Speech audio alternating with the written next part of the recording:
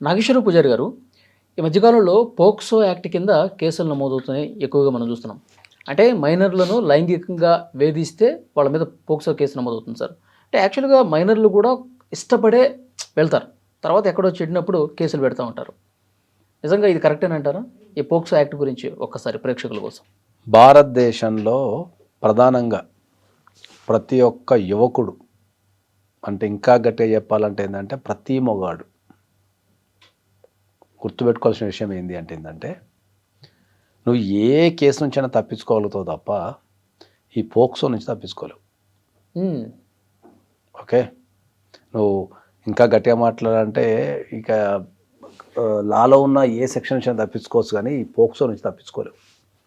Okay, ఎందుకు చెప్తున్నా అంటే ఏంటంటే, మొగాడిగా పుట్టిన ప్రతి ఒక్కరికి ఎందుకు గట్టిగా చెప్తున్నా అంటే ఏంటంటే, రెగ్యులర్గా మనం ప్రాక్టీస్లో ఉంటాం కాబట్టి, ప్లస్ మీరందరూ సోషల్ మీడియా కానీ లేకపోతే మీరు పేపర్లు చదువుతుంటారు కాబట్టి, ఒక 60 సంవత్సరాల వృద్ధుడు ఒక చిన్నపిల్లని అసభ్యంగా ప్రవర్తించినట్టు, చాక్లెట్లు ఇస్తామని మాయమాటలు చెప్పి తీసుకెళ్ళాలంటివి, లేకపోతే యువకులు కూడా ఓకే, ఈ మన యువకులు కూడా 15-16 సంవత్సరాల అమ్మాయిని ప్రేమించడం కానీ ఇవన్నీ చేస్తూ ఉంటారు.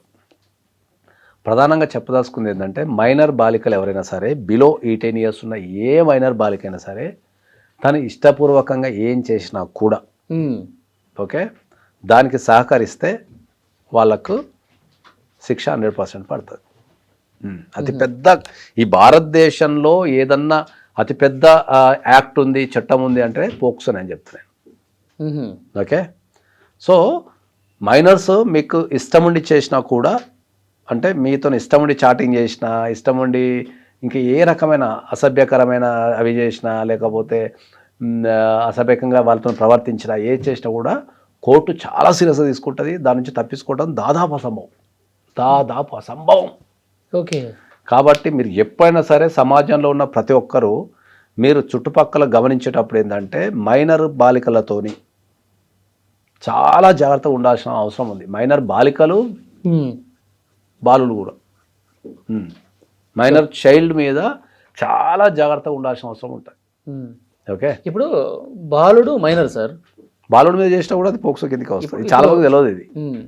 ఇప్పుడు 30 సంవత్సరాల మహిళ ఈ చిన్న బాలుడితో లైంగిక దాడి చేసింది అనుకోండి, డెఫినెట్లీ పోక్సో కిందకి వస్తుంది. అంతే, ఆమె మీద. Child does not have any gender. చాలా మంది తెలియదు. పోక్సో అనేది చాలామంది ఏమనుకుంటారు అంటే ఏంటంటే బాలికలకు సంబంధించింది అనుకుంటారు, కానీ పోక్సో అనేది బాలికలకు కాదు, మనకు బాలులకు కూడా సంబంధించిందే. ఇది ఫస్ట్ నేర్చుకోండి. ఎనీ మైనర్, ఎందుకంటే ఈ మధ్యకాలంలో ఈ బాయ్స్ మీద కూడా లైంగిక దాడులు జరుగుతున్న సందర్భాలు ఉన్నాయి.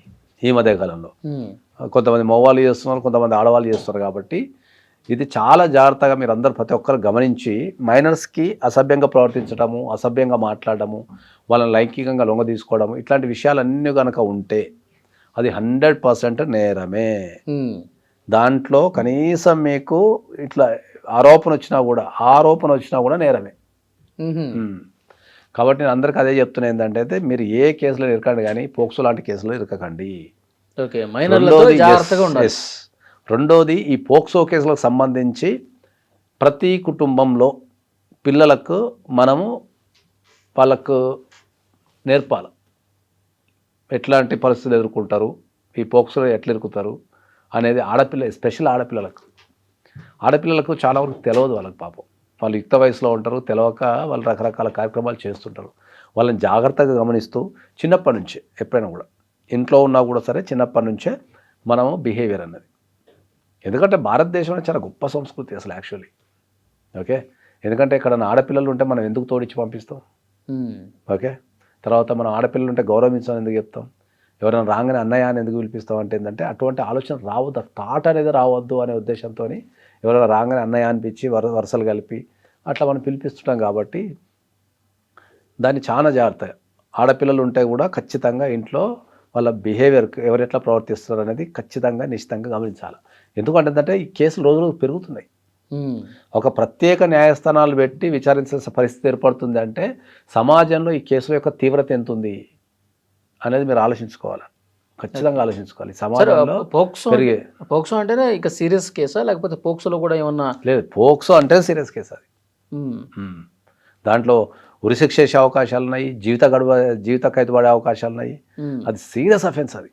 దాని నుంచి దాదాపుగా రావడం చాలా అసంభవం. పోక్సోలో మళ్ళీ అంతగా సీరియస్ లేని సెక్షన్ అట్లేం లేదు. అంత సీరియస్ కేసు అది, చాలా సీరియస్.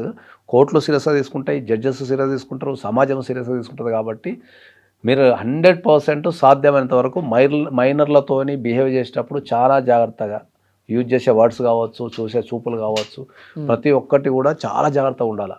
వాళ్ళతో చాలా జాగ్రత్తగా ఉండాల్సిన అవసరం ఏర్పడుతుంది. అది సార్ ఇప్పుడు ఒక మైనరు తల్లిదండ్రులతో కలిసి వచ్చి స్టేషన్లో కేసు పెట్టారు సార్, అంటే నిజ నిర్ధారణ చేసుకోవాల్సినటువంటి అవసరం ఉందా లేదా పోలీసులు ఆ టైంకి? డెఫినెట్లీ చేస్తారు. ఫస్ట్ పోక్సో కేసులో ఫస్ట్ నిజ నిర్ధారణ తర్వాత ఫస్ట్ ఇమ్మీడియట్లీ కేసు బుక్ చేసేస్తారు. అది సీరియస్ అఫెన్స్ నిరూపితం అయితే అప్పుడు శిక్ష పడుతుంది. ముందైతే నువ్వు పోయి కంప్లైంట్ ఇచ్చినావు అంటే ఇమ్మీడియట్లీ మీకు పెట్టాల్సిందే. తర్వాత వాళ్ళ ఇన్వెస్టిగేషన్లో కనుక నువ్వు తేలితే చూద్దాం. కానీ 99% ఏదైనా కారణం నొప్పులు ఉంటేనే పెడతారు, పుట్టినే పెట్టారు. ఏదో ఒక ఎవిడెన్స్ కంపల్సరీ ఉంటుంది, ప్రైమా ఫేస్ అనేది కంపల్సరీ ఉంటుంది, ఉండకుండా పెట్టారు.